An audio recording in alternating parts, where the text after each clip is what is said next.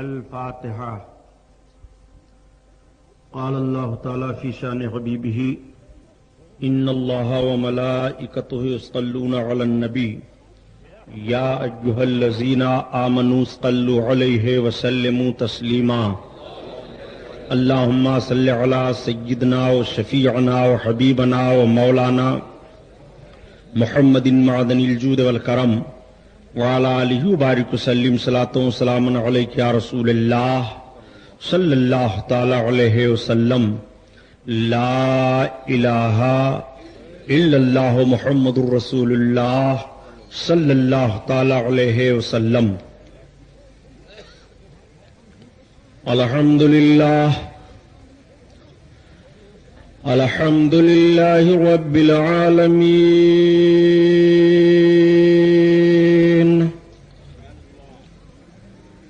الصلاة والسلام على سید المرسلین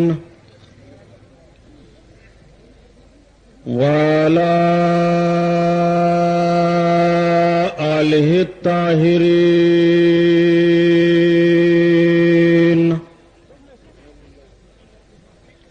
واصحابہ المطہرین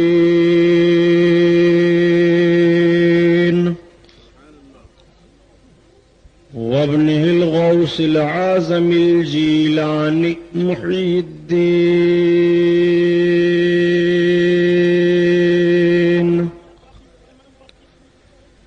واہل بیتہ اجمعین. اما بعد فاعوذ باللہ من الشیطان الرجیم. بسم اللہ الرحمن الرحیم.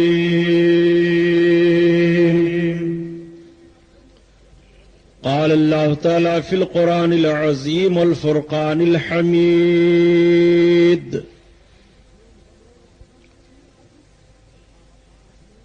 ومن أعرض عن ذكري فإن له معيشة ضنكا ونحشره يوم القيامة أعمى. صدق الله البصير القدير وصدق رسوله الرشيد النذير والحمد لله رب العالمين.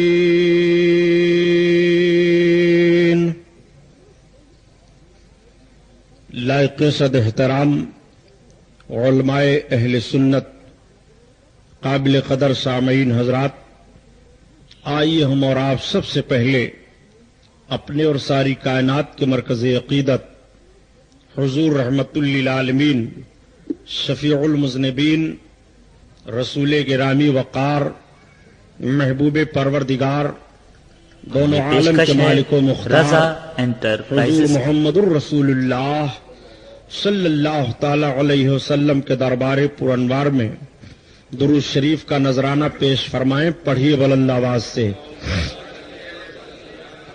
اللہم صل علی سیدنا و مولانا محمد معدن الجود والکرم وعلی آلہ وبارک وسلم صلاۃ و سلام علیک یا رسول اللہ صلی اللہ تعالی علیہ وسلم.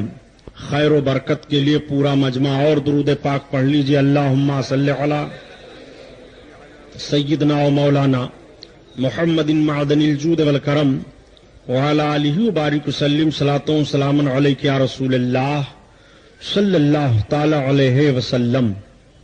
حضرات، یاش کا رحمت و نور میں ڈوبا ہوا عظیم الشان نورانی جلسہ جو شہید اعظم کے نام سے منعقد ہے، جس کی نسبت حضور سرکار سیدنا امام عالی مقام رضی اللہ تعالی عنہ اور جملہ شہدائے کربلا کی طرف ہے.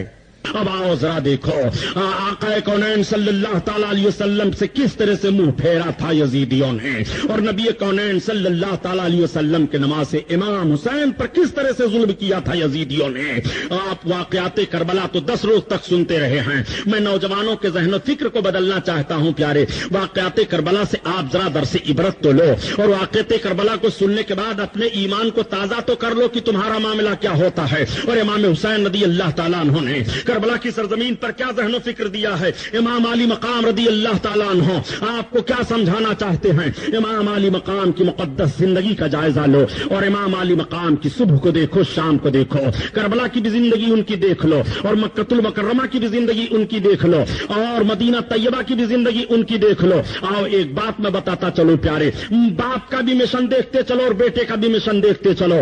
آج جب کچھ لوگ کہہ دیا کرتے ہیں کہ امام علی مقام تو اقتدار کے لیے لڑے ہیں, میں عرض کرتا ہوں جملہ بدلو ورنہ ایمان و عقیدے کا جنازہ نکل جائے گا. تمہیں معلوم نہیں ہے کہ حضرت علی رضی اللہ تعالیٰ عنہ موجود ہیں اور حضرت امیر معاویہ رضی اللہ تعالیٰ عنہ ہیں. جب حضرت امیر معاویہ اور حضرت علی میں اختلاف ہوا, کس بنیاد پر حضرت علی اور حضرت امیر معاویہ میں اختلاف ہوا؟ آج میں بد مذہبیت کی تاریخ تمہارے سامنے رکھ رہا ہوں. اگر ایک بھی جملہ تاریخ کا غلط ہو تو جو چور کی سزا وہ غلام محی الدین سبحانی کی, ورنہ نجد کی بدماش اولادوں سے میں پوچھنا چاہتا ہوں کہ تم نے تاریخ کا جائزہ کیوں نہیں لیا ہے اور تم نے دیکھا کیوں نہیں ہے اختلاف کی جڑ کہاں سے ہے اور کس بنیاد پر امام حسین کی شہادت ہوئی ہے, کس بنیاد پر حضرت امیر معاویہ اور حضرت علی میں جنگ ہوئی ہے. 90,000 مسلمان جان بین کے شہید کس بنیاد پر ہوئے تھے؟ آؤ ذرا دیکھو, اس تاریخ کا جائزہ لو اور نقطہ سمجھو. حضرت امیر معاویہ رضی اللہ تعالیٰ عنہ کا مطالبہ یہ تھا کہ حضرت عثمان غنی رضی اللہ تعالیٰ عنہ کے خون کا بدلہ علی لے, اور جن لوگوں نے حضرت عثمان غنی کو شہید کیا ہے ان سے قصاص لیا جائے, ان کو مناسب سزا دی جائے. حضرت امیر معاویہ کا یہی مطالبہ تھا, حضرت طلحہ کا یہی مطالبہ تھا, حضرت زبیر کا یہی مطالبہ تھا, بڑے بڑے صحابہ کا یہی مطالبہ تھا. اور حضرت علی رضی اللہ تعالیٰ عنہ صبح کی بنیاد پر قاتلوں کو ان کے حوالے نہیں کر رہے تھے اور صبح کی بنیاد پر سزا نہیں دی جا رہی تھی. حضرت علی بھی اپنے اجتہاد میں صحیح پر ہیں اور حضرت امیر معاویہ بھی اپنے اجتہاد پر صحیح پر ہیں. اس اجتہاد کی بنیاد پر دونوں میں جنگ ہوئی. امیر معاویہ نے فرمایا کہ جب علی ان حضرت عثمان غنی کے قاتلوں کا بدلہ نہیں دلا سکتے ہیں اور انہیں سزا نہیں دے سکتے تو خلافت کے اہلدار نہیں ہیں, وہ خلافت کے لائق نہیں ہیں. حضرت امیر معاویہ کو حضرت مولا کائنات نے جواب دیا کہ صبح کی بنیاد پر ملزم کیسے تمہارے حوالے کر دیا جائے جب صحیح ثابت بات نہیں ہو رہی ہے. حضرت علی رضی اللہ تعالیٰ عنہ اس طرح سے سزا دینے سے رکے ہوئے تھے کہ آپس میں جنگ ہوئی اور 90,000 مسلمان جنگ میں شہید ہو گئے. جب 90,000 مسلمان شہید ہوئے, حضرت علی کی فوج غالب ہونے والی ہے. امیر معاویہ نے نیزے پر قرآن کو بلند کرایا. جب قرآن نیزہ پر بلند ہوا تو تلواریں رک جاتی ہیں مسلمانوں کی جان بین سے. اب حضرت علی آئے سامنے, حضرت امیر معاویہ آئے اور مصالحت کی باتیں صحابہ میں ہونے لگی کہ صلح ہو جائے. 90,000 مسلمان دونوں جانب سے شہید ہوئے ہیں, اب صلح ہونے جا رہی ہے.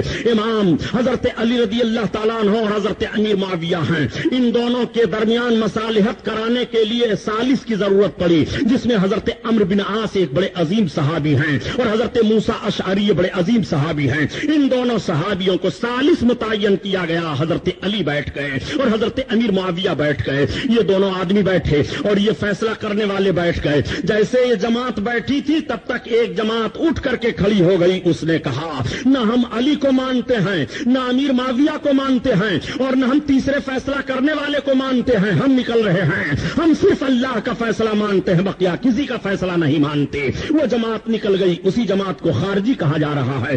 ایک جماعت نے کہا ہم امیر کو تسلیم نہیں کر رہے ہیں, ہم سارا معاملہ علی کے تعلق سے مان رہے ہیں. انہیں شیعان علی کہا گیا. ایک جماعت بیٹھی رہی اور اس جماعت کا نظریہ یہ رہا کہ جب یہ دونوں صحابی آپس میں مصالحت کر رہے ہیں تو ہم دونوں کی صلح کو تسلیم کر رہے ہیں. وہی جماعت اہل سنت جماعت ہے, وہی نجات پانے والی جماعت ہے. یہیں سے فرقہ بندی ہوئی ہے اور شیعان علی ایک طرف گئے اور خارجی ایک طرف گئے تو حضرت علی نے خارجیوں کا قلعہ کما کیا.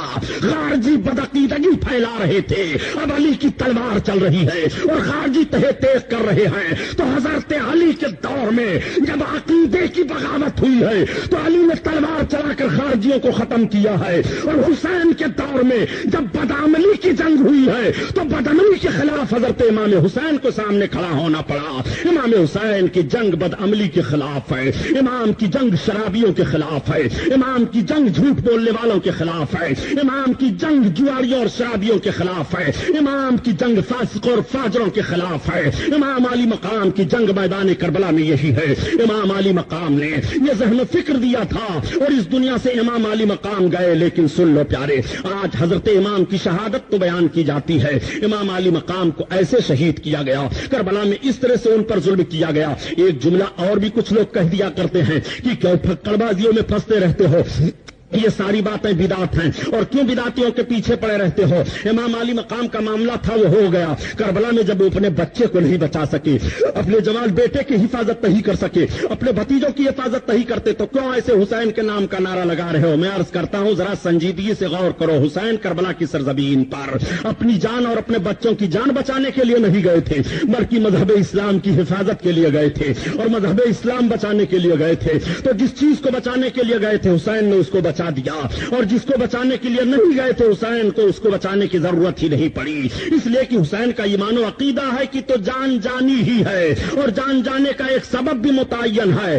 اور جب موت آئے گی تو ایک سیکنڈ کے لیے بھی تاخیر نہیں ہو سکتی ہے، یہ رب قرآن میں بیان فرما رہا ہے۔ اس لیے امام حسین نے جان بچانے کی کوشش نہیں کی ہے، اور مذہب اسلام کا قانون حسین نے کربلا کی سرزمین پر بچا لیا۔ امام حسین یہ ذہن فکر دے رہے ہیں، اے لوگوں آؤ ذرا اپنے ذہن کو بدلو اور دیکھتے ہوئے چلو کہ اگر کبھی بھی اسلام کا چہرہ ظلم مسخ کرنا چاہے اور کبھی بھی ظلم اپنے منہ کو پھیلا کر کے اسلام کے حسن کو لوٹنا چاہے، نگلنا چاہے، تو اے مسلمانوں تمہیں میرا کردار یاد کرنا پڑے گا، تمہیں میری قربانی یاد کرنی پڑے گی، تمہیں میرے ذہن و فکر کے مطابق چلنا پڑے گا۔ یہی ذہن امام علی مقام نے دیا تھا۔ یزیدیوں نے سمجھا تھا کہ ہم امام کو تو شہید کر کے اطمینان و سکون کی سانس لے لیے ہیں، مگر ان ظالموں کو اطمینان و سکون کا سانس کہاں ملے گا؟ امام تو کربلا میں شہید ہو گئے، مگر ذرا امام کو دیکھو کہ امام زندہ کیسے ہیں اور یزید مردہ کیسے ہے۔ امام حسین جب ظاہری حیات کے ساتھ تھے، جب بھی اسلام کو امام حسین نے پست نہیں ہونے دیا، اور جب حسین دنیا سے گئے تب بھی نہیں پست ہونے دیا۔ حسین نے جب دنیا سے حسین گئے تب کیسے نہیں پست ہونے دیا؟ ذرا تاریخ کا جائزہ لو، یہی امام حسین ہیں۔ اور جب امام حسین کے سر اقدس کو نیزہ پر بلند کر کے لے جایا جا رہا تھا دمشق کی جانب، اور ایک راہب کے گرجا گھر کے کنارے ان لوگوں نے اپنی منزل اختیار کی تھی، پڑاؤ ڈال دیا تھا، رات گزارنا چاہتے ہیں، گرجا گھر کے اندر سے راہب نکلا اور نکلنے کے بعد اس نے کہا یہ بتاؤ یہ کٹے پٹے سر کیسے لوگوں کے ہیں؟ تو کسی نے کہہ دیا یہ حسین ابن علی اور ان کے ساتھیوں کے کٹے ہوئے سر ہیں۔ اس نے کہا تعجب کا مقام ہے، جس نبی کا تم کلمہ پڑھ رہے ہو اس نبی کے نواسے کے ساتھ تم نے یہ حرکت کی ہے۔ اس نے کہا کہ سنو امیر المومنین یزید کی اگر بغاوت کرو گے تو تمہارا بھی سر کچل دیا جائے گا، یہ سب یزید کے باغی ہیں۔ اس نے کہا بغاوت کا جملہ نہ کہو،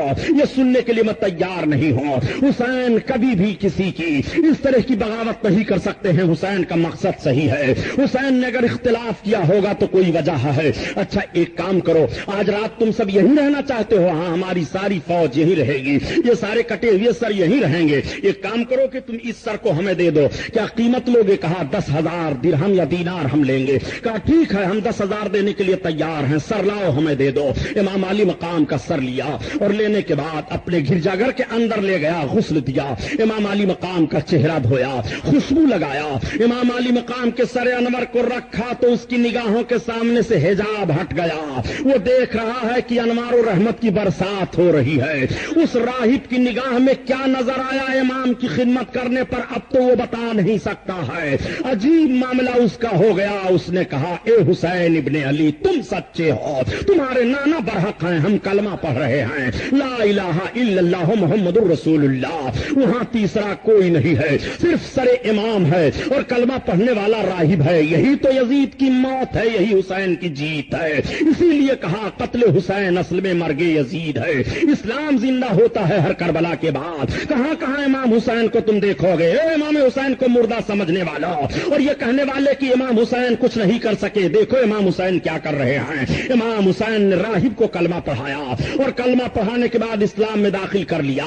یہ کلمہ ہی پڑھانا ہوا کہ امام علی مقام کی عظمت دیکھ کر کے وہ کلمہ پڑھ رہا ہے، یہ کلمہ ہی پڑھانا ہوا کہ امام علی مقام کی رفعت کو دیکھ کر کے وہ کلمہ پڑھ رہا ہے۔ اب جب سویرا ہوا اور 10,000 کی رقم اس نے ان لوگوں کو پیش کی اور سر کو پیش کرتے ہوئے کہا سنو اب تم مجھے راہب صاحب نہ کہنا، اب مجھے عبداللہ کہنا، اب تم مجھے عیسائی نہ کہنا، اب تم مجھے مسلمان کہنا، میں مسلمان ہو چکا ہوں۔ ان کی آنکھیں پھٹی کی پھٹی رہ جاتی ہیں۔ یہی قافلہ حضرت سر امام کو لے کر کے آگے بڑھتا ہے، اور جب یزید کے وہاں یہ سر گیا تھا، یزید نے کیسی حرکتیں کی تھی وہ بھی آپ سن چکے ہیں، واقعہ سنانا مقصد نہیں ہے، صرف ذہن و فکر میں بات اتارنا چاہتا ہوں کہ یزیدیوں نے سوچا تھا کہ امام کے سر کو قلم کرنے کے بعد ہم نے اپنے مقصد کو حاصل کر لیا ہے، امام کے سر کو قلم کرنے کے بعد ہم نے ترقی حاصل کر لی ہے، اب ہمارے لیے کوئی رکاوٹ نہیں ہوگی، اب ہمارے لیے کوئی دشواری نہیں ہوگی، اب ہمارے لیے کوئی پریشانی نہیں ہوگی، اب ہمارے مقصد میں کوئی بھی حارج نہیں ہو سکتا ہے۔ لیکن ذرا دیکھو، امام حسین نے بتا دیا تھا کہ تمہارا مقصد حاصل نہیں ہوگا، میرا سر ضرور کٹ گیا ہے، مگر میں نے تیرے ہاتھ میں اپنا ہاتھ نہیں دیا ہے۔ یہ قوم مسلم پزمردہ نہیں ہے، یہ قوم مسلم بے حس نہیں ہے، یہ قوم مسلم ایسی بات نہیں ہے کہ نہیں جانتی ہے، سارے لوگ سمجھ رہے ہیں اور تمہاری حرکتوں پر سب کی نگاہ ہے۔ چنانچہ امام علی مقام رضی اللہ تعالیٰ عنہ کے ساتھیوں کو یزید نے جب اپنے دربار سے مدینۃ المنورہ کی طرف بھیجا تھا اور سارے لوگ مدینۃ المنورہ کی طرف آئے تھے، حضرت امام علی مقام کا سر اقدس تو مدینہ طیبہ میں اپنی ماں کے پہلو میں دفن کر دیا گیا۔ حضرت امام علی مقام کا لٹا پٹا قافلہ مدینہ طیبہ میں آیا اور رو رو کر کے نانا جان کے قبر انور پر سارے داستان کو عرض کرنا شروع کر دیا۔ میں پوچھنا چاہتا ہوں، ذرا تاریخی بات ہمیں بتاؤ اور یہ بتاؤ کہ آج بہت جھگڑا کیا جا رہا ہے کہ کسی قبر پر نہیں جانا چاہیے، قبر کے سامنے کچھ نہیں کہنا چاہیے، یہ عقیدہ نہیں رکھنا چاہیے کہ قبر والا سنتا ہے کہ نہیں سنتا ہے۔ میں ایسے دجال ذہن و فکر رکھنے والوں سے سوال کرنا چاہتا ہوں، جب امام زین العابدین کربلا کی سرزمین سے واپس مدینہ طیبہ آئے تھے تو اپنے نانا جان کے قبر انور پر حاضر ہو کر کے سلام عرض کیا تھا کہ نہیں؟ وہ اپنے نانا کو زندہ سمجھ رہے تھے کہ مردہ سمجھ رہے تھے، وہ اپنے نانا کو مددگار سمجھ رہے تھے کہ مددگار نہیں سمجھ رہے تھے۔ حضرت امام زین العابدین کا عقیدہ بول رہا ہے کہ ہمارے نانا ہماری ساری باتوں کو سن رہے ہیں اور ہمارے نانا ہماری ساری باتوں کا جواب عطا فرما رہے ہیں، کیوں نہیں امام زین العابدین کی بات کو، حضرت امام کے سلام کو اور حضرت امام کی فریاد کو سرکار سنیں گے؟ سرکار نے بہت بعد میں بھی لوگوں کی فریاد سنی ہے اور آقا آج بھی فریاد ہماری سن رہے ہیں۔ نبی کونین صلی اللہ تعالیٰ علیہ وسلم کے فریاد کی بات آ گئی تو میں بتاؤں، حضرت سید احمد کبیر رفاعی رحمت اللہ تعالیٰ علیہ آقا کونین صلی اللہ علیہ وسلم کی بارگاہ میں ہجری 555 میں حاضر ہوئے مدینہ طیبہ تو عرض کرتے ہیں، یا رسول اللہ، ابھی تک تو میں دور دور سے آپ کی بارگاہ میں سلام کیا کرتا تھا، یا رسول اللہ اب آپ کے قریب آیا ہوں، روضہ اطہر پر آیا ہوں، یا رسول اللہ اپنے دست مبارک کو باہر کیجئے تاکہ میں آپ کے ہاتھ کا بوسہ لوں۔ تو فوراً آپ کا دست انور قبر شریف سے باہر نکل آیا۔ حضرت سید احمد کبیر رفاعی رحمت اللہ تعالیٰ علیہ نے بوسہ لیا۔ اس وقت سرکار پیر پیرا میر میرا غوث اعظم بڑے پیر بھی موجود تھے، اسی لیے اعلیٰ حضرت عظیم البرکت بول گئے کہ تم نبی کو مردہ کیسے خیال کر رہا ہے؟ نبی آج بھی زندہ ہیں اور نبی قیامت تک زندہ رہیں گے، اگر نبی کو تو مردہ سمجھ لے گا تو تیرا ایمان مردہ ہو جائے گا۔ اسی لیے اعلیٰ حضرت عظیم البرکت فرماتے ہیں،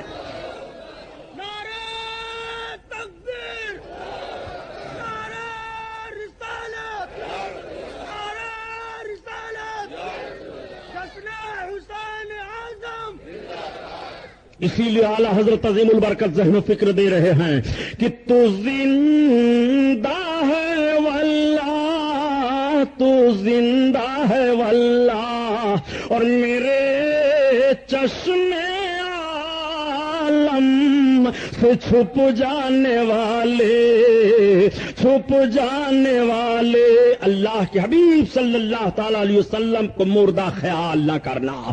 آج مردہ ہی لکھنے پر اور مردہ ہی خیال کرنے پر تو مسلمانوں میں انتشار پیدا کیا جا رہا ہے، مار پیٹ کی نوبت آ رہی ہے۔ اس طرح کا کلمہ پڑھ رہے ہو کہ نبی کو تم مردہ خیال کر رہے ہو، اس طرح کا کلمہ پڑھ رہے ہو کہ نبی اپنے نواسے کو بچا نہیں سکے، اس طرح کا کلمہ پڑھ رہے ہو کہ نبی اپنے نواسے کے لیے کچھ نہیں کر سکے۔ میں کہتا ہوں یہ تمہارا کلمہ بیکار ہے پڑھنا، اس طرح سے ایمان کا کوئی تعلق نہیں ہوگا. قرآن اٹھا کر کے دیکھ لو کہ نبی کونین صلی اللہ علیہ وسلم کے تعلق سے ذرہ برابر بھی اپنے ذہن و فکر میں کسی نے کوئی بات سوچ لی ہے اور شک و شبہ پیدا ہوا تو اس کے ایمان کا جنازہ نکل گیا ہے. نبی کونین صلی اللہ علیہ وسلم کی بارگاہ میں حضرت امام زین العابدین نے اپنی ساری فریاد پیش کر دی اور سارا معاملہ عرض کر دیا ہے. اب لوگوں نے سمجھا تھا اور یزیدیوں کا یہ ذہن و فکر جمع تھا کہ اب نہیں فتنہ ہوگا, اب نہیں قتل و غارت گری کا معاملہ ہوگا. پھر یزید نے مطالبہ کیا مدینہ والوں سے کہ ہمارے ہاتھ پر بیعت کر لو. مدینہ والوں نے کہہ دیا جب حسین ابن علی نے بیعت نہیں کی تو ہم بیعت نہیں کریں گے,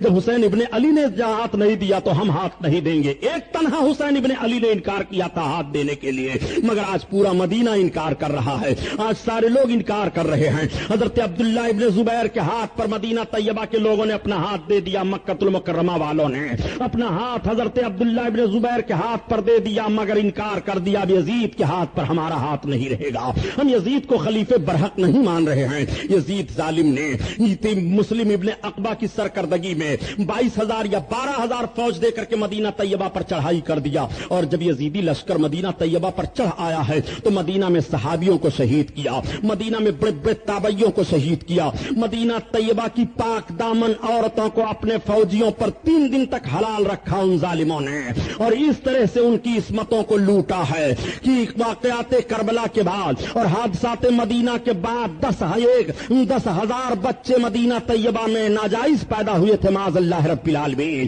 اس طرح مدینہ طیبہ کے تقدس کو برباد کیا تھا یزیدیوں نے. جن یزیدیوں نے یہ حرکت کی ہے, کیا ان کے تعلق سے آج بھی تم کلمہ خیر کہنے کے لیے تیار ہو؟ کیا آج بھی ان کے تعلق سے تمہاری زبان کھل رہی ہے؟ کیا آج بھی اس کے مدح و ستائش میں تم اپنی زبان کھول رہے ہو؟ یزید اور یزیدیوں کی حرکتوں پر نگاہ ڈالیے. مدینہ طیبہ میں 3 دن تک اذان نہیں ہوئی تھی. مسجد نبوی میں حضرت سعید بن مسیب رضی اللہ تعالیٰ عنہ ایک تابعی ہیں, فرماتے ہیں کہ میں دیوانہ بن کر کے مسجد نبوی میں تھا, مجھ کو یزیدی فوج نے پکڑا, لیکن میں ایسے تر و طور سے بڑبڑانے لگا, بولنے لگا کہ لوگوں نے سمجھا یہ پاگل ہے, اسے چھوڑ دو. مجھے چھوڑ دیا گیا. وہ کہتے ہیں جب اذان کا وقت ہوتا تھا تو قبر انور سے اذان کی آواز آتی تھی. اللہ اللہ, ذرا اذان کا احترام ملاحظہ فرمائیے. حضرت سعید بن مسیب کہتے ہیں اسی اقتدا میں اپنی نماز پڑھ لیتا تھا, قبر انور سے اذان کی آواز آ رہی ہے. اللہ اکبر. آقا کریم صلی اللہ علیہ وسلم مردہ ہوتے تو قبر انور سے اذان کی آواز کیسے آتی؟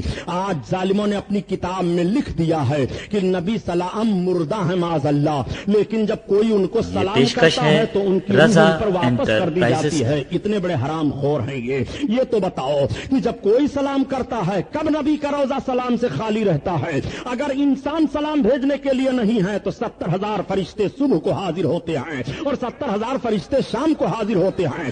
نبی کا روزہ تو 1 سیکنڈ کے لیے بھی سلام پیش کرنے والوں سے خالی نہیں رہتا ہے, تو نبی کی روح کب واپس کی جا رہی ہے تجھے پتا نہیں ہے؟ ارے نبی کے لیے موت آنی تھی, فقط ایک آن کے لیے موت آئی تھی, پھر ہمیشہ کے لیے نبی کی موت مر گئی ہے. اسی لیے کہا کہ ایک لمحہ کے لیے آئی تھی انہیں بھی موت اور پھر ہمیشہ کے لیے ان کی موت مر گئی.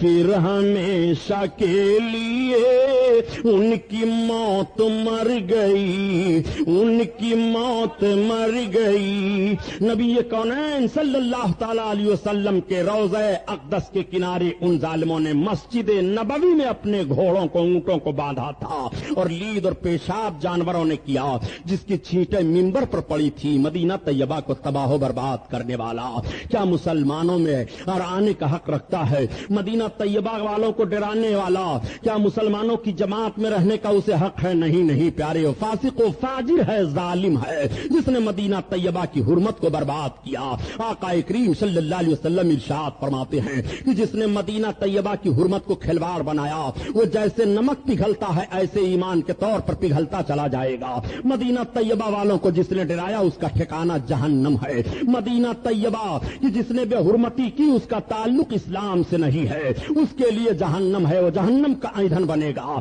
جب مدینہ طیبہ والوں کے تعلق سے اس طرح نبی نے فرمایا ہے تو جو نبی کے صحابیوں کو ستائے, جو نبی کے تابعیوں کو ستائے, جو نبی کے غلاموں کو ستائے, اس کا تعلق اسلام سے کیسے رہ جائے گا؟ ذرا ذہن و فکر حاضر کرو. واقعہ سنانا مقصد نہیں ہے. امام علی مقام کے بعد یزیدیوں نے جانا تھا کہ اب ہمارے لیے اطمینان و سکون کا سانس لینے کے لیے موقع مل گیا ہے. یہی مسلم بن عقبہ ظالم جب اس طرح سے ظلم و بربریت کا ماحول برپا کر کے مدینہ کی طرف سے اب مکہ المکرمہ کی طرف روانہ ہوا تو حضرت عبداللہ ابن زبیر رضی اللہ تعالیٰ عنہ اپنے تمام جابازوں کو لے کر کے میدان میں باہر نکل آئے اور اس فوج کا مقابلہ کیا. راستے میں مسلم بن عقبہ مر گیا تھا. ایک دوسرا ظالم سپہ سالار اس کی فوج کا متعین ہوا تھا. ان ظالموں نے کعبہ کی بڑی بے حرمتی کی اور اس طرح سے کعبہ پر پتھر برسائے کہ غلاف کعبہ جل گیا تھا. کعبہ کی چھت ٹوٹ گئی تھی اور خانہ کعبہ کی دیواریں ہل گئی تھی. اسی خانہ کعبہ کے پردے میں حضرت ابراہیم علیہ الصلوۃ والتسلیم نے جو میڑھا ذبح کیا تھا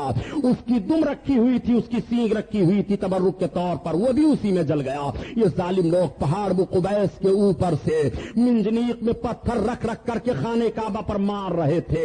اس طرح سے یہ پتھر پھینک پھینک کر کے خانہ کعبہ کو پاٹ رہے تھے کہ اسی درمیان میں حضرت عبداللہ ابن زبیر کو اطلاع ملی کہ تمہارا امیر یزید مر گیا. یزید کیسے مرا اس کے تعلق سے بھی ذرا ذہن و فکر میں بات رکھو. یزید کی موت بڑی بھیانک موت ہوئی ہے. یہ کثرت سے شراب پیا کرتا تھا. ایک روایت تو یہ ہے کہ اس کا پھیپھڑا خراب ہو گیا تھا جس کی بنیاد پر یہ بیماری میں مبتلا ہو کر کے مرا. اور دوسری روایت یہ ہے کہ یزید سیر و شکار کا بڑا خوگر تھا. وہ شکار کھیلنے کے لیے جایا کرتا تھا. ایک روز وہ شکار کھیلنے کے لیے چلا گیا. اس کی نگاہ ایک عیسائی لڑکی پر پڑ گئی لیکن اس دن وہ کچھ نہ کہہ سکا اس لیے کہ اس کے ساتھ کئی لوگ تھے. وہ دوسرے دن آیا اور شکار کھیلنے کے لیے گیا تو راستہ بدل دیا اور اپنے ساتھیوں سے کہہ دیا تم سب یہیں رہو, مجھے آگے بڑھنے دو. جب وہ آگے بڑھ کر کے گیا تو ایک ہرن کو دیکھا. ہرن کا شکار کرنے کے لیے آگے دوڑا اور دوڑتا ہوا وہیں جا کر کے پہنچا جہاں وہ عیسائی لڑکی رہتی تھی. آج یہ کچھ بات کرنا چاہا. اس نے کہا تم جانتی ہو میں کون ہوں؟ کہا کون؟ کہا مجھ کو امیر المومنین یزید کہتے ہیں. اتنا سننا تھا. اس لڑکی نے کہا مسلمانوں کے امیر کا رویہ اس طرح سے نہیں ہو سکتا جس طرح سے تم آئے ہو بے فکری کے ساتھ اور جس طرح سے تم غیر محرم سے بات کر رہے ہو اور ایک پرائی لڑکی سے. اس نے نگاہ کو تاڑ لیا کہ یہ ظالم ہے, یہ دھوکے باز ہے, یہ کبھی نہ کبھی ضرور ہماری آبرو پر حملہ کر دے گا لیکن حملہ کرنے سے پہلے میں اس کو کیفر کردار تک پہنچا دوں گی. ذرا اس لڑکی کو دیکھیے جو اپنی عزت کی حفاظت کرنا چاہتی ہے. وہ ہر موڑ پر اپنی آبرو کی حفاظت کر لیتی ہے. جو اپنی عزت کی حفاظت کرنا چاہتی ہے وہ دشمن کے ماحول میں رہ کر کے بھی آبرو کی حفاظت کر لیتی ہے. اس نے کہا ٹھیک ہے مجھ سے تم ملنا چاہتے ہو تو کبھی بھی تنہائی میں آؤ ملاقات کر سکتے ہو. کہا میں تمہیں اپنے محل میں لے کر کے چلنا چاہتا ہوں. تم امیر کے ساتھ رہنا چاہتی ہو تو میں ایک عظیم بیوی کی حیثیت سے میں تمہاری زندگی گزارنے کا تمہیں موقع دے دوں گا. اس لڑکی نے دیکھا میری آبرو چلی جائے گی. کہا ٹھیک ہے. ایک روز اپنے دامن میں خنجر کو چھپا لیا اور جب یہ آیا اور اس نے لڑکی سے کہا وہ تیار ہوئی, اس کے سواری پر سوار ہوئی اور جب یہ دونوں روانہ ہوئے تو پیچھے سے جب یہ بے فکر ہو گیا تو اچانک اس لڑکی نے خنجر کو نکالا اور نکال کر کے پیچھے سے اس کے پیٹھ میں بھونک دیا. خنجر کا لگنا تھا, یہ زمین پر گرا. کود کر کے اس کے سینے پر خنجر مار دیتی ہے اور اس کو قتل کر کے وہیں پھینک دیا. لڑکی نکل گئی. جب کچھ لوگ تلاشتے ہوئے آئے تو دیکھا اس کی لاش پڑی ہوئی تھی. لے جا کر کے اٹھا کر کے اس کو دفن کیا. ایک موت یہی یزید کی بتائی جا رہی ہے اور ایک شاعر نے کہا ہے کہ یزید کی موت ایسی حالت میں ہوئی کہ ایک ناچنے والی لڑکی ناچ رہی تھی اور اس کے سرہانے شراب کی بوتل رکھی ہوئی تھی. وہ بدمست پڑا ہوا تھا. ایسی حالت میں اس کی موت ہوئی ہے. بہرحال فسق و فجور کے ماحول میں مبتلا ہونے پر یزید کی موت ہوئی. یزید مر گیا, اس کا مقصد مر گیا. یزید مر گیا, اس کی تمنا مر گئی. یزید مر گیا, اس کی تحریک مر گئی. یزید مر گیا, اس کا سارا کارنامہ مر گیا. آپ ذرا دیکھتے چلیے یزید کیسے مرا ہے اور اس کا سارا کارنامہ کیسے مرا ہے. آج بھی جغرافیائی طور سے جائزہ لیا جائے مقام حمص کا جہاں یزید کی موت ہوئی ہے تو بتایا جاتا ہے کہ جس جگہ پر یزید کی قبر بنائی گئی تھی آگ کی سب سے بڑی فیکٹری شیشہ گلانے والی وہی لگائی گئی ہے.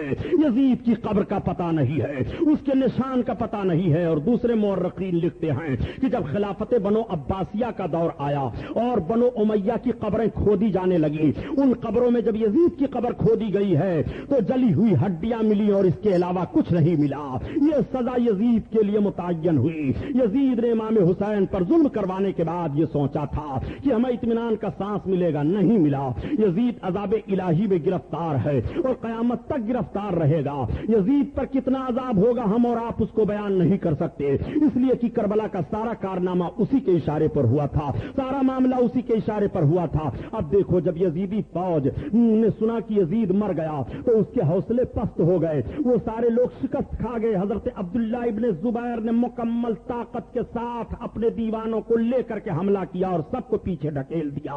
یہ سب کے سب بھاگ گئے شکست کھا کر کے. اب مکہ شریف والے اور مدینہ شریف والے, عراق والے, ان سارے لوگوں نے حضرت عبداللہ ابن زبیر کے ہاتھ پر بیعت کر لیا. حضرت عبداللہ ابن زبیر کے ہاتھ پر جب بیعت کیا تو مختار سقفی کوفہ سے اٹھا اور اٹھنے کے بعد اس نے اعلان کیا کہ میں قاتلان حسین سے بدلہ لینا چاہتا ہوں. کربلا کے میدان میں جن لوگوں نے ظلم کی تلوار چلائی تھی ان کو میں ایک ایک چن کر کے مارنا چاہتا ہوں. حضرت امام علی مقام کے دشمنوں کا پتہ لگایا جائے گا, جہاں وہ ملیں گے تہہ تیغ کر دیا جائے گا. اس کے لیے مختار سقفی نے حضرت محمد بن حنفیہ جو حضرت علی رضی اللہ تعالیٰ عنہ کے بیٹے اور امام حسین کے بھائی ہیں ان سے رابطہ قائم کیا. حضرت محمد بن حنفیہ نے پوری توانائی اور پوری طاقت دے دی. مختار سقفی نے سب کو جمع کیا اور جمع کرنے کے بعد میٹنگ کیا کہ اب قاتلان حسین تلاشے جائیں. چنانچہ کوفہ کی سرزمین پر ایک ایک قاتل کو تلاشا جانے لگا اور تلاش کر کر کے مختار سقفی نے ان کو تہہ تیغ کروانا شروع کیا. عمرو بن سعد کا پتہ لگایا گیا کہ یہ کہاں ہے جو کربلا کے میدان میں فوج کی قیادت کر رہا تھا, جو کربلا کے میدان میں امام حسین کو اور ان کے تمام ساتھیوں کی شہادت کی ذمہ داری اپنے سر پر لے کر کے آیا ہے. آرام کی نیند سو رہا ہے, پتہ لگاؤ کہاں ہے. تب تک ابن سعد کا بیٹا آ گیا اور مختار سقفی کے سامنے پہنچا. پوچھا تمہارا باپ کہاں ہے؟ کہا ہمارا باپ اب گوشہ نشین ہو گیا ہے, گھر میں رہتا ہے, وہ عبادت و ریاضت کرتا ہے, اس سے سیاست سے کوئی مطلب نہیں ہے. مختار نے کہا اب سیاست سے کوئی مطلب نہیں ہے, اب رائے کی حکومت کہاں گئی, اب کوفہ کی گورنری کہاں گئی, اب سیاست کا جوش کہاں گیا؟ ٹھیک ہے, اپنے فوجیوں کا اس دستہ بھیجا کہ عمرو بن سعد کے گھر کو گھیرو اور پکڑ کر کے اس کا سر کاٹ کر کے لاؤ. لوگوں نے گھیر لیا, عمرو بن سعد کو پکڑا, اس کا سر کاٹا اور لا کر کے مختار سقفی کے سامنے رکھا. مختار سقفی نے اس کے بیٹے سے کہا دیکھ یہ کس کا سر ہے؟ یہ تیرے باپ کا سر ہے جو تو کہتا تھا میرا باپ اب گوشہ نشین ہو گیا ہے. حسین کو شہید کرنے کے بعد گوشہ نشینی اختیار کر رہے ہو. عمرو بن سعد کے سر کو پھر پھینکوا دیا. اب پتہ لگایا جانے لگا کہ بتاؤ خولی کہاں ہے جس ظالم نے امام پر تلوار چلائی تھی؟ خولی کو پکڑا گیا تو اسے تہہ تیغ کیا گیا. سنان کہاں ہے؟ اسے پکڑا گیا, اسے مارا گیا. یہ پتہ لگایا گیا کہ ابن زیاد کہاں رہتا ہے. ابن زیاد کو اطلاع مل گئی تھی کہ مختار سقفی لوگوں کو لے کر کے ہم سب پر حملہ کر رہا ہے, مار رہا ہے, اور اب ہمارے قریب کوئی آنے کے لیے تیار نہیں, ہماری مدد کرنے کے لیے کوئی تیار نہیں ہے. عبداللہ ابن زبیر کے ہاتھ پر سارے لوگ اپنا ہاتھ دے چکے ہیں اور عبداللہ ابن زبیر کی ساری طاقت اس کو حاصل ہے. چنانچہ مختار نے کہا ابن زیاد کو پتہ لگاؤ کہاں بھاگ کر کے گیا ہے. دریا کے کنارے ایک چھوٹا سا گاؤں تھا, وہاں یہ بھاگ گیا تھا. مختار سقفی کا چھوٹا تھا دستہ فوج کا پہنچا اور وہاں پر ابن زیاد کو گرفتار کرنے کی کوشش کی. جب یہ گرفت میں نہیں آیا بھاگا تو لوگوں نے اس کا پیچھا کیا. چند لوگوں سے تلواریں چلی مگر بڑا بہادر تھا, کچھ لوگوں کو اس نے مار دیا. پھر فوج کا ایک دستہ پہنچا اور ابن زیاد پر ٹوٹ پڑے. ابن زیاد کو پکڑا, اس کے سر کو کاٹا اور کاٹنے کے بعد لائے. مختار سقفی نے وہیں کوفہ کے گورنر ہاؤس میں ابن زیاد کا سر رکھا اور لوگوں سے کہا 6 سال کا عرصہ گزر گیا ہے, 6 سال کے اندر اندر دیکھ لو کس طرح سے تبدیلی آئی ہے. یہی دن ہے اور یہی وقت ہے جس وقت امام حسین کا سر گورنر ہاؤس میں رکھا گیا تھا, وہیں پر ابن زیاد کا سر رکھا گیا ہے. سارے لوگ دیکھ رہے تھے. تب تک ایک سانپ ظاہر ہوا اور ظاہر ہونے کے بعد اس کے نتھنے میں گھسا, پھر نکلا, پھر گھسا. لوگ کہنے لگے وہ دیکھو آ گیا, پھر گھسا, پھر نکلا. اس طرح سے غائب ہو گیا. لوگ ڈر گئے. اس کے سر کو اٹھا کر کے پھینک دیا گیا اور اس پر دہی ڈال کر کے خوخار کتوں کو چھوڑ دیا گیا. ابن زیاد کی موت موت اس طرح سے ہوئی ہے۔ اس کے بعد شمر کو پکڑا گیا، اور جب شمر خبیث کو لایا گیا تو مختار سقفی نے کہا یہی وہ کوڑھی کتا ہے، یہی وہ خبیث ہے جس نے اللہ کے حبیب صلی اللہ علیہ وسلم کے نمازے پر زبردست ظلم کیا تھا، اور کربلا کا سارا کارنامہ مصالحت کے ماحول پر پہنچتے پہنچتے بھی شمر ذی الجوشن سے بگڑ جایا کرتا تھا۔ یہ اتنا خبیث ظالم تھا۔ میرے سرکار نے ایک مرتبہ صحابہ بیٹھے ہوئے تھے اور امام علی مقام تشریف لا رہے تھے، نبی کریم نے امام کو دیکھا تو امام کے سینے کا بوسہ لیا اور ارشاد فرمایا میں دیکھ رہا ہوں کہ ایک کوڑھی کتا ہمارے اہل بیت اطہار کے خون میں منہ ڈبو رہا ہے۔ جس نبی کے غیب کے تعلق سے تم باتیں کرتے ہو نبی کو غیب نہیں ہے۔ حسین کے سینے پر چڑھ کر کے جو خنجر چلانے والا ہے نبی اس کی بھی خبر دے رہے ہیں، وہ کوڑھی کتا ہے، وہی شمر ذی الجوشن ہے جو سفید داغ اس کے جسم پر ہو گیا تھا، وہ مبعوث تھا مردود۔ حضرت امام علی مقام رضی اللہ تعالیٰ عنہ کے اہم قاتلوں میں سے وہ سمجھا جاتا ہے۔ شمر کو جب پکڑا گیا وہ اپنا کپڑا پہنے ہوئے تھا، مگر کپڑے کے اندر سے بھی اس کے جسم کی سفیدی دکھائی دے رہی تھی، ایسا کوڑھی ہو گیا تھا وہ۔ شمر کو پکڑ کر کے لایا گیا۔ مختار سقفی نے کہا اس ظالم کے پہلے دونوں ہاتھ کاٹو، اس کے بعد اس کی آنکھیں نکالو، اس کے بعد اس کی گردن کاٹو، اس کے دونوں پیر کو کاٹو، تڑپا تڑپا کر کے اسے مارو۔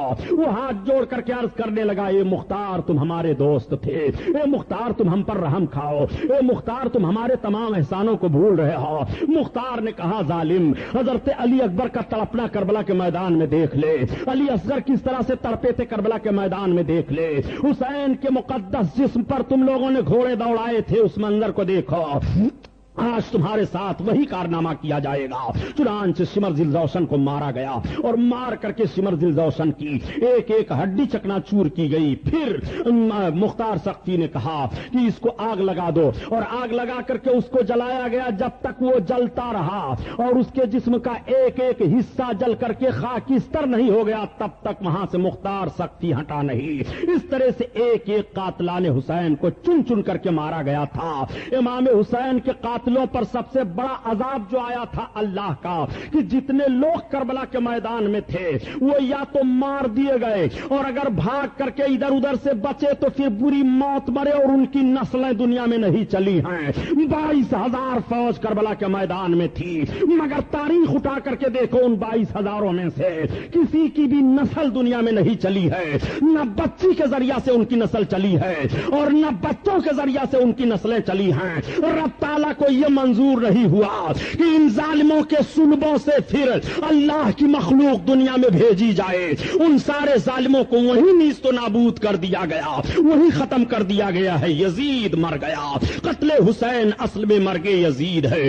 اسلام زندہ ہوتا ہے ہر کربلا کے بعد۔ کہاں کہاں حسین کو دیکھو گے، حسین کے خون نے کس طرح سے انتقام لیا ہے، حسین کے خون نے کس طرح سے بدلہ لیا ہے۔ ایک طرف تو ظالموں کو دنیا میں سزا مل رہی ہے اور دوسری جانب ان ظالموں کی سزا قیامت میں بھی متعین ہے۔ جانتے ہو قیامت میں وہ سزا کیسے پائیں گے؟ اللہ کے حبیب صلی اللہ علیہ وسلم جلوہ افروز ہیں، اور جب نبی کریم صلی اللہ علیہ وسلم نے ارشاد فرمایا کہ میری امت کے ظالم لوگ میرے اس بچے کو شہید کر دیں گے، تو کسی نے پوچھا تھا یا رسول اللہ جو آپ کے نمازے کو شہید کرے گا عذاب اس پر کتنا ہوگا، اس کے بدلے میں کتنا شہید کیا جائے گا؟ آقا کریم صلی اللہ علیہ وسلم فرماتے ہیں دیکھو اللہ کے پیغمبروں پر جب ظلم ہوا، حضرت زکریا حضرت یحییٰ پر، تو ان کے قتل کے بدلے میں 70,000 قتل کیے گئے تھے، اور میرے حسین پر ظلم ہوگا، میرا حسین قتل کیا جائے گا تو اس کے قتل کے بدلے میں 70,000 اور 70,000 قتل کیے جائیں گے۔ یا رسول اللہ عذاب کتنا ہوگا ان قاتلوں پر؟ تو آقا کریم ارشاد فرماتے ہیں کہ جہنمیوں کا آدھا عذاب تو اور جہنمیوں پر ہوگا، مگر جہنم کا آدھا عذاب صرف حسین کے قاتلوں پر ہوگا، حسین کے باغیوں پر ہوگا، حسین کے ستانے والوں پر ہوگا، جہنم کا آدھا عذاب ان پر ہوگا۔ یہ میرے آقا صلی اللہ علیہ وسلم فرما رہے ہیں۔ یہ کون بتائے گا؟ جس کو علم غیب ہو وہی تو بتائے گا۔ یہ کون بتائے گا؟ جس کو یہ باتیں معلوم ہو وہی تو بتائے گا۔ کل بھی نبی کے دشمن دنیا میں موجود تھے اور حسین کے دشمن دنیا میں موجود تھے، آج بھی حسین کے دشمن دنیا میں موجود ہیں، اور آج بھی نبی کونین صلی اللہ علیہ وسلم کے دشمن دنیا میں موجود ہیں۔ اب آؤ آپ اپنا ذہن صاف کر لو، یہ تو قاتلان حسین کا بدلہ ہے، یہ تو ان کا انجام ہے جو دنیا میں وہ دیکھے رہے ہیں، اور آخرت میں ان پر کتنا عذاب ہوگا اللہ اور اللہ کے رسول جانے کہ جہنم کا آدھا عذاب میرے آقا فرماتے ہیں ان لوگوں پر ہوگا. ظالم کے لیے بڑا سخت عذاب ہے.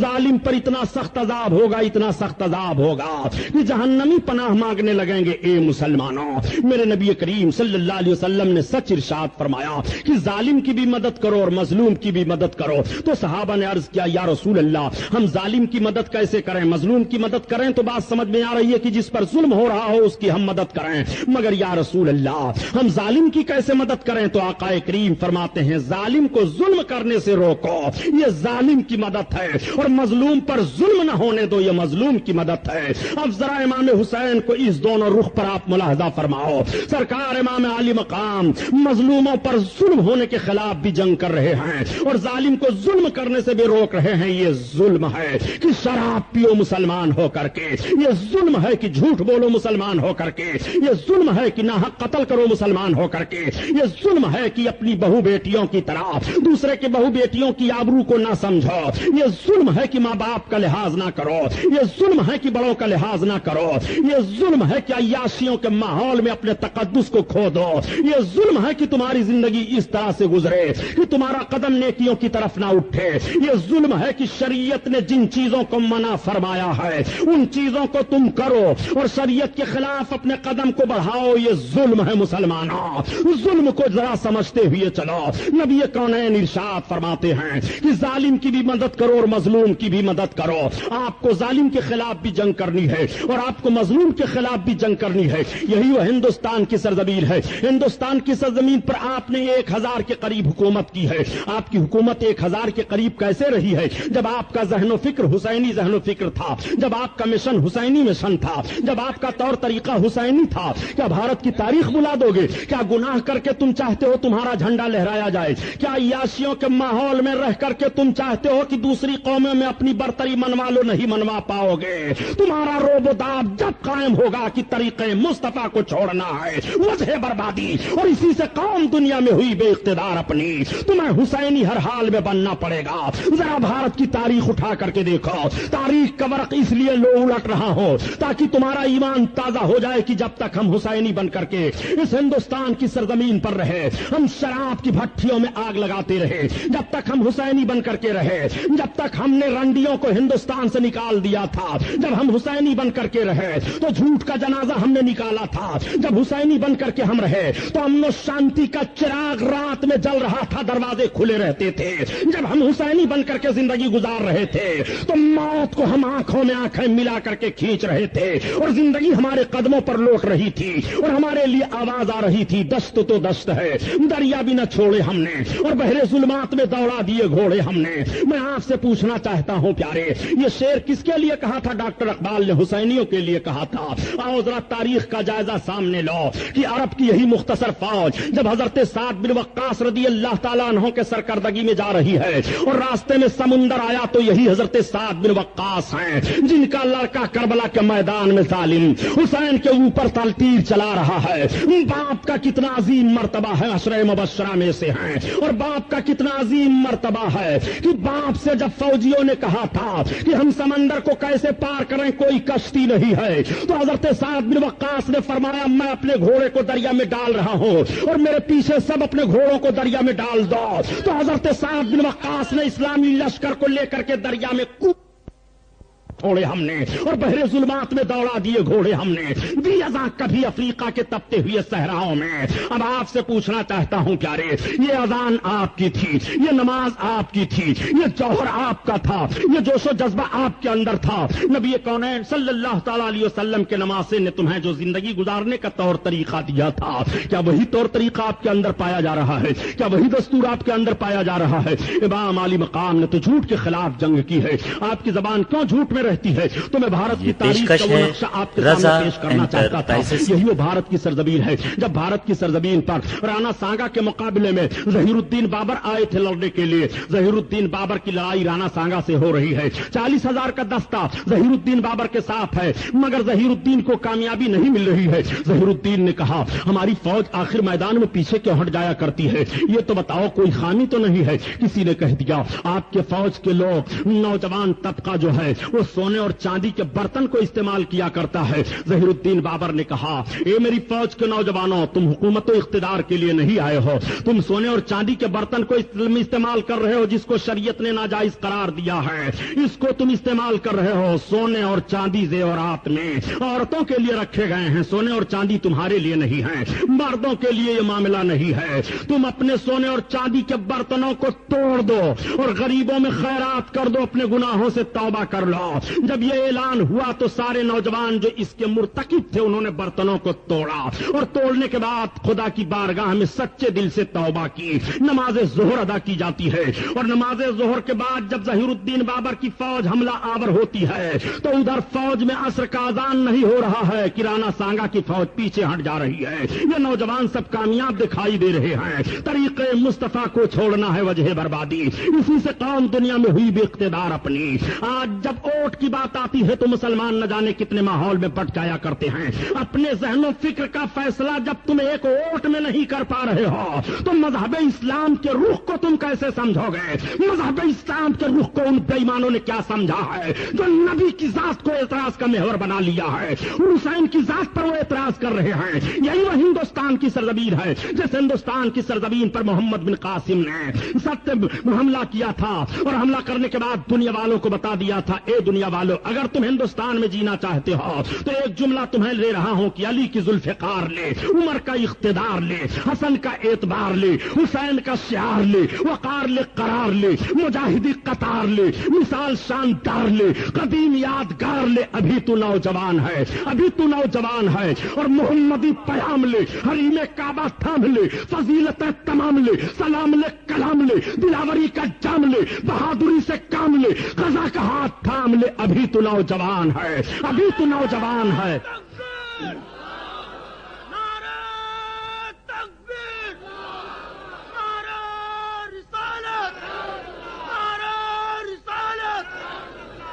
اس لیے آج کو آپ کو یہ ذہن و فکر دینے کی کوشش کی جا رہی ہے پیارے۔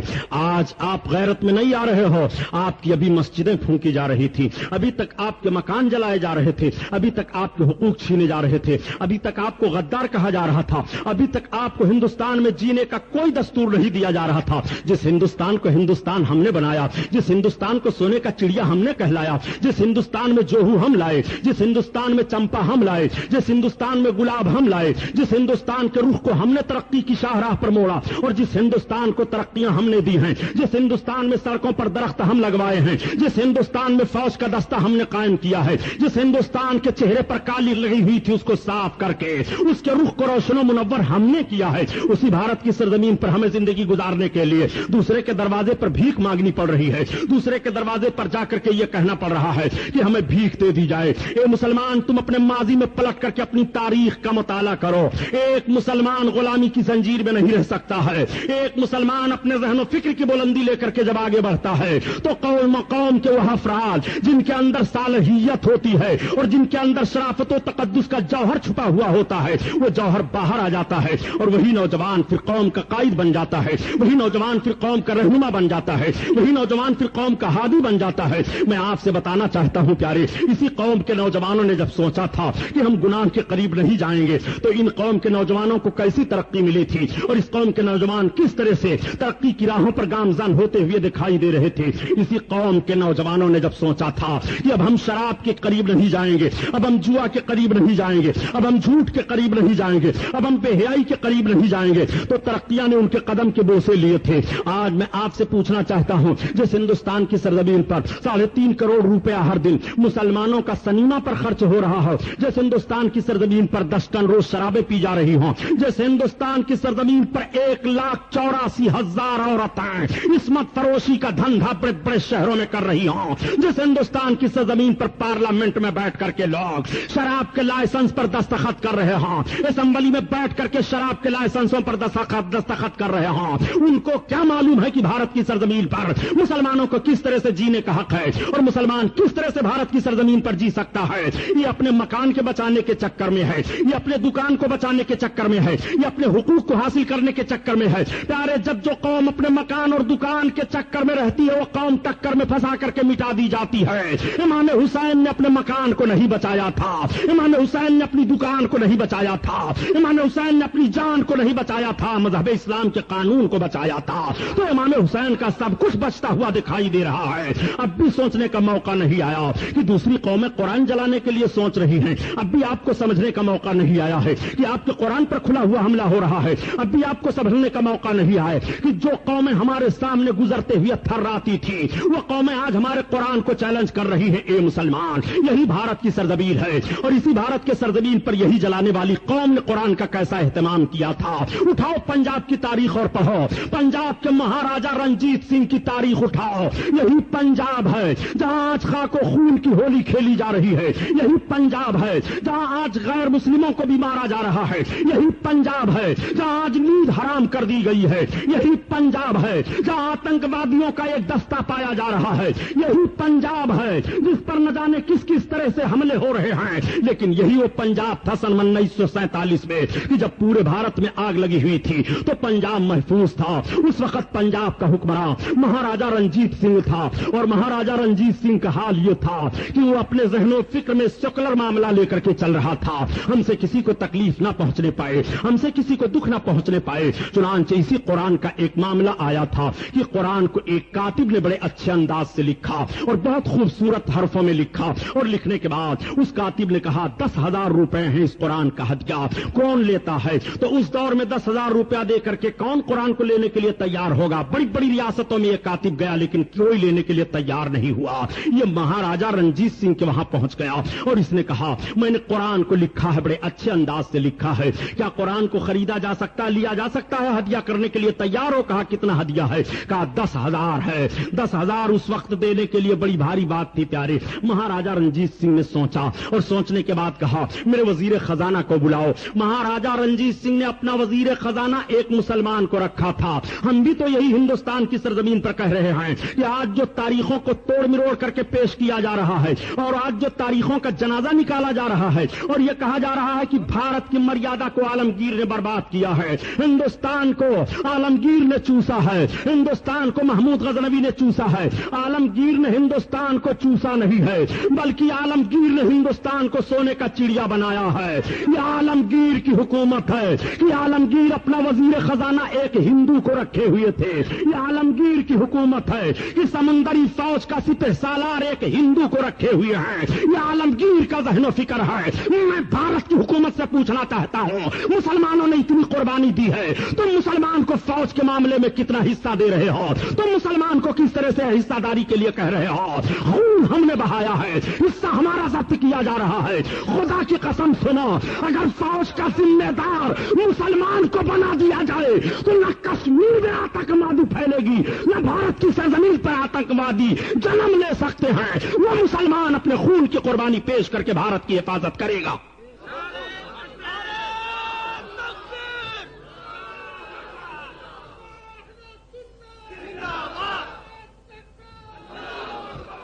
آؤ دیکھو، جس قرآن کو رات بھر کربلا کی سرزمین پر امام تلاوت کرتے رہے اس قرآن پر ہندوستان میں حملہ کرنے کی کوشش کی جا رہی ہے۔ آؤ ذرا ملاحظہ کرو، مہاراجا رنجیت سنگھ نے اپنے وزیر خزانہ کو بلایا اور بلانے کے بعد کہا سنو 10,000 روپے اس لیکھک کو دے دو اور قرآن کو لے لو۔ اس مسلمان خزانچی نے کہا مہاراجا یہ قرآن ہے، یہ مسلمانوں کی کتاب ہے، آسمانی کتاب ہے، یہ قرآن ان کے دھرم کی کتاب ہے، آپ وزیر سے آپ کیا نام خزانے سے 10,000 روپے دلا رہے ہیں۔ تو بڑا پیارا جملہ کہا تھا مہاراجا رنجیت سنگھ نے جس کو تاریخ نے نوٹ کر لیا۔ اس نے کہا یہ میں مانتا ہوں قرآن ہے، دوسرے دھرم کی کتاب ہے، مگر یہ دنیا کے سارے انسانوں کے کرم کی کتاب ہے، اس لیے اس کو ہم ضرور لیں گے۔ 10,000 ہدیہ دے کر کے مہاراجا رنجیت سنگھ نے قرآن کو لے لیا تھا اور اپنے خزانے میں شامل کیا تھا اور کہا تھا یہ مقدس کتاب جہاں ہمارا خزانہ رہتا ہے وہاں رکھ دو تاکہ برکت رہے، تاکہ اس میں بڑھوتری ہوتی رہے۔ اس وقت کے غیر مسلموں کا ذہن و فکر دیکھو قرآن کا کتنا احترام کر رہے تھے.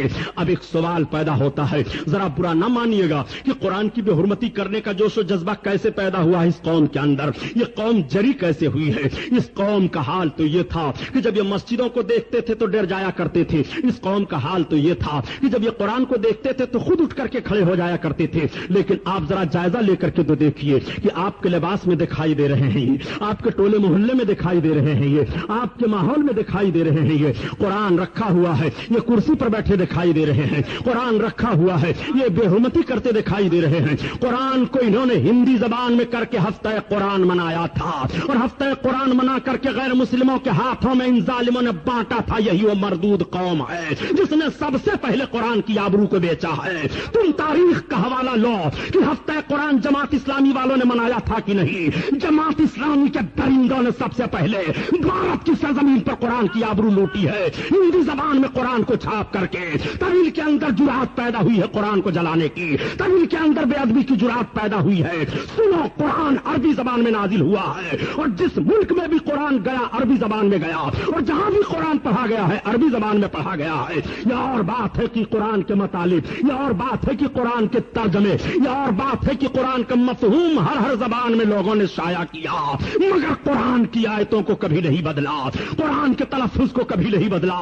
تاریخ کا ذرا جائزہ لو. تم کہتے ہو کہ بریلویوں کے پاس علم نہیں ہے, یہ تمہاری بولی ہوتی ہے کہ یہ کیا جانتے ہیں, تو بدعتی لوگ ہیں, یہ تو بدعت کرنے والے ہیں. حرام خور بدعتی تم ہو, تم نے سب سے پہلے بدعت کو ایجاد کیا ہے. بدعتی ہم نہیں ہیں, بزرگوں کے ماننے والے ہم ہیں, حسین کے نقش قدم پر چلنے والے ہم ہیں. میں ثابت کروں بدعت تم نے کتنا کیا ہے. سن لو, بدعتی تم لوگ ہو, جتنے یزید کے حمایتی ہیں سب بدعتی ہیں. اللہ کے رسول صلی اللہ علیہ وسلم نے بہت پہلے فرمایا تھا کہ میری سنت کو سب سے پہلے جو بدلنے والا ہوگا وہ بنو امیہ کا نوجوان ہوگا. یقال له یزید, اس کو یزید کہا جائے گا. وہ میری سنت کو بدل دے گا, میرے طریقے کو بدل دے گا.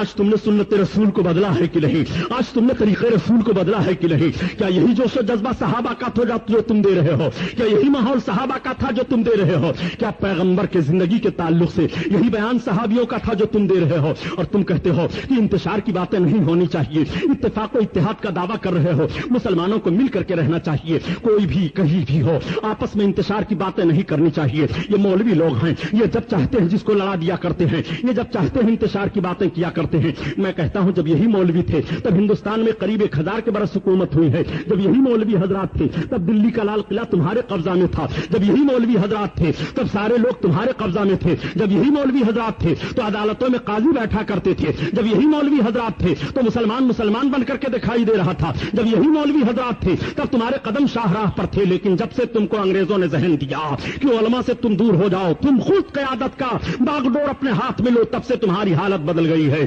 تب سے بدعقیدگیاں پھیل گئی ہیں, تب سے ماحول کا جنازہ نکل گیا ہے, تب سے شرافت و تقدس کا جنازہ نکل گیا ہے, تب سے سنتوں میں تبدیلی آ گئی ہے. آج تم بدعت کا نام رٹ رہے ہو اور کہتے ہو یہ بدعت ہے, وہ بدعت ہے, فلاں بدعت ہے, ڈھکا بدعت ہے. میں پوچھنا چاہتا ہوں ان تبلیغی جماعت والوں سے کہ آج مسلمان نوجوان کتنا خرافات میں مبتلا ہیں. کیا اس خرافات کے خلاف تمہاری تبلیغی جماعت سڑک پر نہیں جا سکتی ہے کہ یہ تازیہ کا ماحول کیا پیدا کیے ہوئے ہو, یہ ڈھول اور تاشے کا ماحول کیا پیدا کیے ہوئے ہو. اس سے ٹریفک ہوتی ہے, انتشار پیدا ہوتا ہے, دوسری قوموں سے جنگ بھی ہو جاتی ہے, جانیں بھی چلی جاتی ہیں جس کا شریعت میں کوئی تعلق نہیں. ایسے جلوس اور جشن کے منانے سے تمہارا کیا فائدہ ہے. یہ ظالم لوگ جب ربیع الاول شریف کا جشن منایا جائے گا تب تو کہیں گے بدعت ہے, جب ربیع الاول کا جشن منایا جائے گا تب تو کہیں گے بدعتی لوگ ہیں. میں آپ سے پوچھنا چاہتا ہوں کہ تم نے کتنا جشن منایا ہے, تمہاری تاریخ کس طرح سے مرتب ہوئی ہے, اور تم نے کہاں گھٹنے ٹیکے ہیں. تم بدعتوں کے موجد ہو اور تم بدعتوں کے رواج دینے والے ہو, ہم کو تم بدعتی کہہ رہے ہو.